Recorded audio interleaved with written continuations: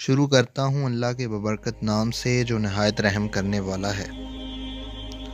ایک دفعہ حضور پاک صلی اللہ علیہ وآلہ وسلم صحابہ کی محفل میں جلوہ فرما تھے کہ ایک شخص حاضر ہوا اور عرض کرنے لگا، یا رسول اللہ صلی اللہ علیہ وآلہ وسلم، کیا کوئی ایسا مومن بھی ہے جو جہنم میں رہے گا؟ حضور پاک فرمانے لگے، ہاں، ایک ایسا شخص ہے جو جہنم کی گہرائی میں 1000 سال رہے گا اور مسلسل اونچی آواز میں پکارتا رہے گا، یا حنان یا منان۔ ایک دن وہ اس قدر اونچی بلند آواز سے یا حنان یا منان کہے گا کہ حضرت جبرائیل علیہ السلام جہنم کے قریب سے گزرتے ہوئے اسے سن لیں گے۔ حضرت جبرائیل علیہ السلام حیران ہوں گے کہ یہ کیسی عجیب بات ہے کہ کوئی مسلسل یا حنان یا منان پکار رہا ہے۔ حضرت جبرائیل علیہ السلام اللہ کے عرش کے سامنے حاضر ہوں گے اور سر سجدے میں رکھ کر خدا کی تسبیح بیان کریں گے۔ اللہ فرمائے گا، اے جبرائیل سر اٹھاؤ۔ جیسے ہی حضرت جبرائیل سر اٹھائیں گے تو اللہ تعالیٰ فرمائے گا کہ بتاؤ جبرائیل، کیا عجیب دیکھا آج تم نے؟ حضرت جبرائیل عرض کریں گے، اے ہمارے رب، میں نے جہنم سے آتی ہوئی ایک آواز سنی جو کہ گہرے گھڑے سے لگ رہی تھی، کوئی پکار رہا تھا، یا حنان یا منان۔ اللہ فرمائے گا، اے جبرائیل، جہنم کے داروغہ مالک کے پاس جاؤ اور اسے کہو جو بندہ یا حنان یا منان کی صدا لگا رہا ہے اسے جہنم سے نکال کر تمہارے حوالے کر دے اور پھر اسے میرے پاس لے آؤ۔ حضرت جبرائیل علیہ السلام جہنم کے دروازے پر تشریف لے جائیں گے اور دروازے پر دستک دیں گے۔ حضرت مالک باہر آئیں گے۔ حضرت جبرائیل علیہ السلام انہیں اللہ پاک کا حکم سنائیں گے۔ حکم سن کر حضرت مالک علیہ السلام جہنم کے اندر جائیں گے۔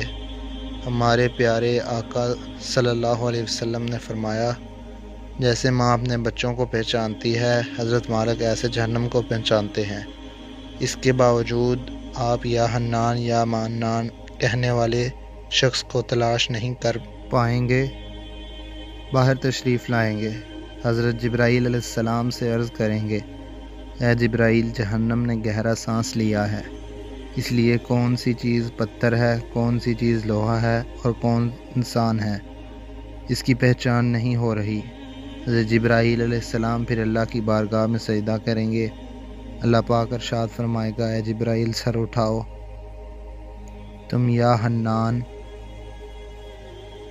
یا منان کہنے والے کو کیوں نہیں لائے؟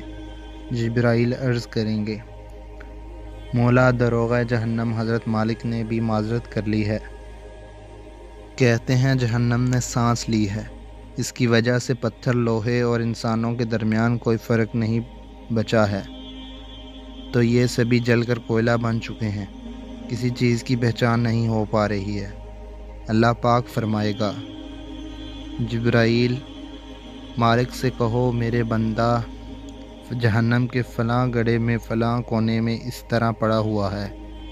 حضرت جبرائیل جہنم کے دروازے پر جائیں گے، حضرت مالک کو یا حنان یا منان پکارنے والے کا پتہ بتائیں گے۔ حضرت مالک جہنم کے اندر جائیں گے اور دیکھیں گے کہ ایک شخص ہے، اس کے پاؤں اس کی پیشانی کے ساتھ اور ہاتھ گردن کے ساتھ بندھے ہوئے ہیں اور جہنم کے سانپ بچھو اس کے ساتھ لیٹے ہوئے ہیں۔ حضرت مالک ان کی زنجیریں توڑ دیں گے اور جہنم سے نکال کر حضرت جبرائیل علیہ السلام کے حوالے کر دیں گے۔ حضرت جبرائیل اسے عرش الہی کے سامنے لے کر حاضر ہوں گے، سر سجدے میں رکھیں گے۔ اللہ پاک فرمائے گا، اے جبرائیل سر اٹھاؤ۔ جبرائیل علیہ السلام سر اٹھائیں گے۔ اب اللہ پاک اس بندے سے فرمائے گا، اے بندے، کیا میں تیری بہترین تخلیق نہیں کی تھی؟ کیا میں نے تیری طرف رسول نہیں بھیجے تھے؟ کیا ان رسولوں نے تمہیں میری کتاب نہیں سنائی تھی؟ کیا میرے رسولوں نے تجھے نیکی کا حکم نہیں دیا تھا؟ تجھے برائی سے منع نہیں کیا تھا؟